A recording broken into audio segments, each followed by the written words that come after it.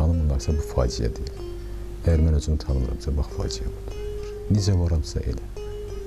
Yəni, necə yaşayıramsa, özümü elə də təqdim edirəm. Nə bir mərtəbə yuxarı, nə bir mərtəbə aşağı. Hansı qaddiyəmsə qoyur.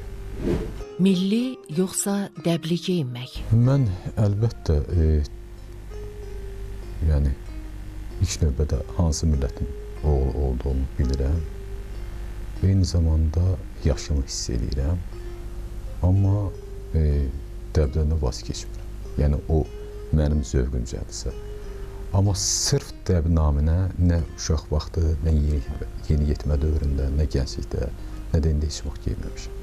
Mənə gəlir ki, ən gözəl dəb sənin əyninə ən yaxşı oturan paltardır. Mən milli dəb seçərəm. Yəni, Azərbaycanlıya özümə yaraşanı. Hansı öndədir? Ailə qurmaq, yoxsa karyera? Yaşın müxtəlif vaxtlarında müxtəlif fikirdə olursan. Əlbəttə, bütün gənclik dövründə insanı yalnız bir şey maraqlandır, karyera. Sən dünyanın ən yaxşısı olmaq istəyirsən, sən dünyanın sahibi olmaq istəyirsən və sonra ailə qurandan sonra karyera arxa plana keçir və baxırsan ki, sənin elə dünyada nail olduğun ən böyük şey sən demə ailəymiş. Sevmək, yoxsa sevilmək? Ay. Bu çətin sualdır. Çünki heç birindən vaz keçmək olur. Nə sevməkdən, nə sevilməkdən.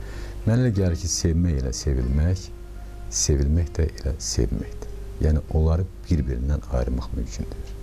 Sevirsənsə, sevilirsən, amma əlbəttə ki, sevmək sevilməkdən də gözəldir. Çay, yoxsa qəhvə?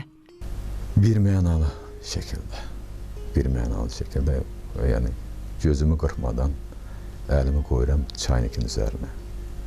Özdə samovar çayının üzərinə qoyuram və deyim ki, hər şeyə rəğmən, hətta səhhətimdə problem yaratsa belə, həkimlər qadağ eləsələr bunu, çay bu qədər içmək olmaz. Düşünürəm ki, çay mənim üçün ən gözəl məlhəmdir. Kofeni isə çox nadir hallarda dadmışam və heç vaxt da mənə ləzzət eləmir. Mənə gəlir ki, kofe bayaq dediyiniz dəb xatirinə adamlar ondan istifadə edir, amma çay görünür genetikadır. Avtobus, yoxsa təyyarə? Bir mənalı avtobus, təyyarə üstünlük versək, əlbəttə avtobusa, təyyarəndən zənni zəhləm gedir. Mənə gəlir ki, şairlər ancaq yazanda, bir də sevəndə uçmalılar. Qalan o təyyarəni kim çıxardırsa, səhv edir. Qarlı, yoxsa günəşli hava? Günəş çıxmayanda mən ona məktub yazıram, mesaj göndərirəm. Ki, çıx, mən səni gözləyirəm. Heç bir şimal ölkəsində yaşaya bilmərəm. Orada intihar edənləri də başa düşürəm. Gözüm açanda günəşi görməyəndə elə bilirəm ki, həmin gün ömrümdən yaşanmayıb. Ona görə şeirlərin birində belə bir misralar var və bir də şeirin axırı belədir. Və bir də məni günəşə gömərsiniz. Gözümə yuxu getmir, soyuq yerdə. Köçəri, yoxsa oturaq? Oturaq həyat. Heç yerə köçmək istəmirəm. Harada yaşayıram, harada varam. Ora mənim üçün xoşdur.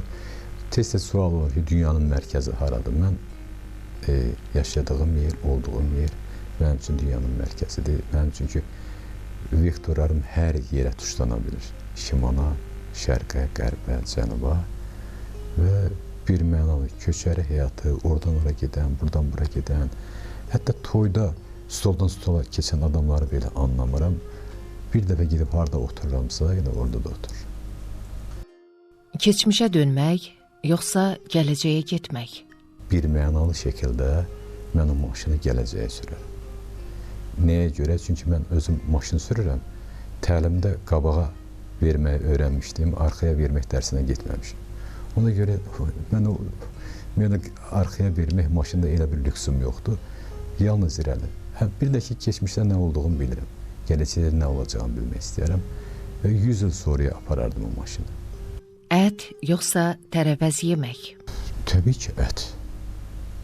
Nə qədər sizə belə qəribə görünsə də, mən çox yemirəm ət. Amma məsələn, gözəl tikədən imtina edirəm. kebabdan, balıqdan imtina eləmərəm. Əlbəyaxa yoxsa silahla? Əgər biz döyüşürüksə, yəni burada hər iki variant məqbul ola bilər. Amma məncə əlbəyaxı daha yaxşıdır. Çünki silah daha çox, daha qəddardır. Yəni onun ölüm faizi çox, riski çox yüksəkdir. Əlbəyaxa belədir ki, bəzən buna da məcbur olur adam və o qədər də təhlükəli deyil. Can sağlığı yoxsa var-dövlət? Şopenhauer deyir ki, bəzi adamların puldan başqa heç nəyi yoxdur. Məsələn deyirəm ki, mənim də puldan başqa hər şeyim var. Və o hər şey deyəndə mən ilk növbədə təbii ki, sağlamlığımın mənə yaşamağa, sevməyə, hərəkət eləməyə, yeməyə, danışmağa, gülməyə imkan verdiyi o məqamları nəzərdə tuturam. Dünyanın heç bir nazı neməti can sağlığına müqayisə olunamaz. Yad planetli ilə rastlaşsaz, qonaq edərdiniz, yoxsa qonaq gedərdiniz? Bir mənalı qonaq qonaq qəbul eləyərdim onu. Çünki bilmirəm onlarda nə pişir, nə yeyəcəyik, nə içəcəyik. Mən başqa yerdə yemirəm deyə onu özüm qonaq eləyərdim. Birlikdə yoxsa tək başına işləmək? Əlbəttə tək başına. Əgər fikir verirsə, mənim çiynimin üstündə yalnız bir baş var. Ona görə hər şey tək başına. Dostlar yoxsa qohumlar? Qohumlar. Çünki qohumlar belədir ki, qohum qardaş onlarla heç vaxt bir dəfəlik qutarmaq olmur. Yəni, baxır hansı qohumdan söhbət, bütün qohumlardan getmir. Bacıdan, qardaşdan söhbət gedir, atadan, anadan söhbət gedir. Dostlar belədir ki, dostlar dəyişir. Musiqi yoxsa rəsm? Qoyur rəssamlar, rəssam dostlarım məni bağışlasın və rəsmlər məni bağışlasın. Amma mən hər səhər oyananda YouTube-dan bir mahnı qoyuram. Ona qulaq asıram və bu məni günə başlamağa sövq eləyir. Təbii ki, musiqi. Gecə yoxsa gündüz? Bir məsələ var, gündüz hamının olursan, gecə özünə məxsussun.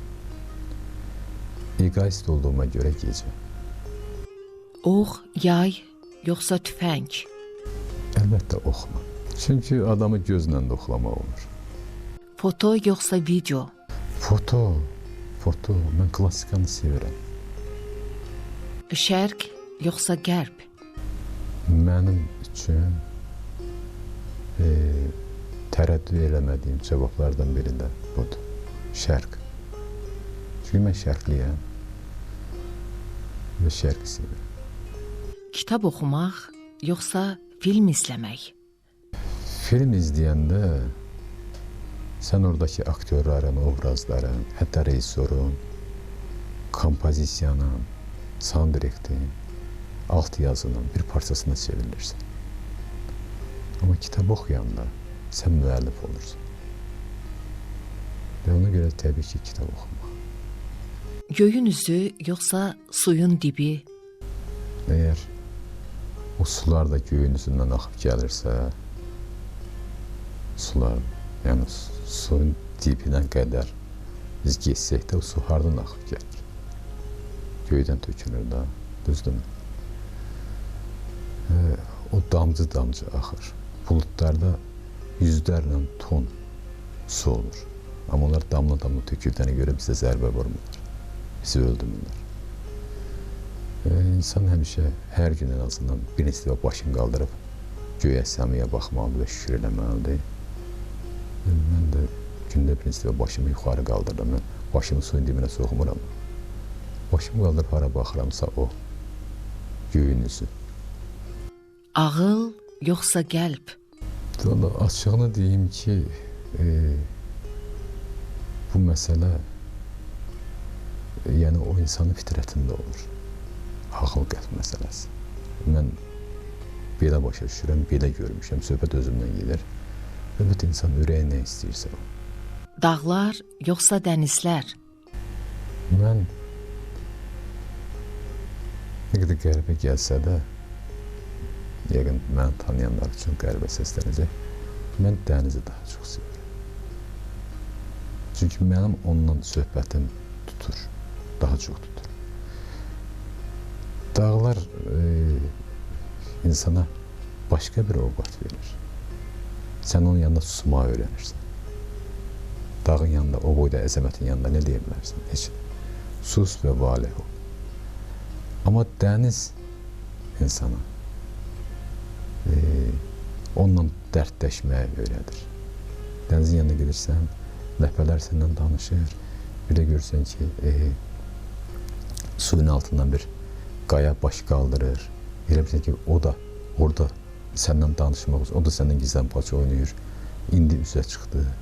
Görürsən oradan qağayı uçur, görürsən balığın səsi, dibi. O bütöv bir canlı aləmdir. Yəni, polifoniya var orada. Aydındır. Həm də suyun şırıltısı insana çox mətləblər oxuyur. Ona görə dənizi seçərdim. Uzaqdakı yaxın, yoxsa yaxındakı uzaq? Uzaqdakı yaxın. Bizim yaradandan tutmuş, dünyasını dəyişmiş ən sevdiyimiz adamlara qədər. Onlar bizim ən yaxınlarımızdır və onlar bizdən çox uzaqdırlar. Varlıqlı olsaydınız, şəhərdə yoxsa kənddə yaşamağa üstünlük verərdiniz? Çox varlı olsam,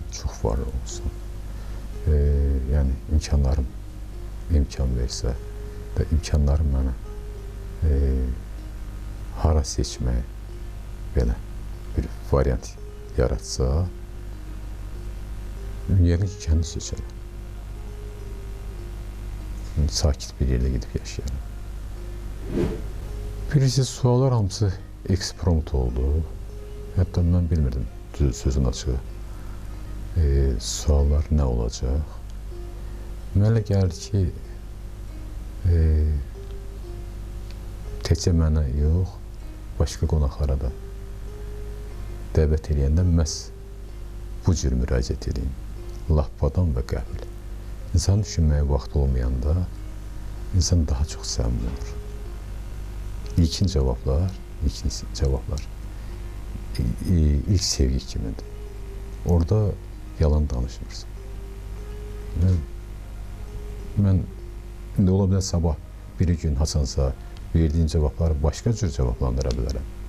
Amma inanın ki, burada nə demişəmsə, bax, o bu anın həqiqətləridir. Ona görə çox mənə xoş oldu. Siz dediniz birini seçin, biz artıq 21-ini seçdik.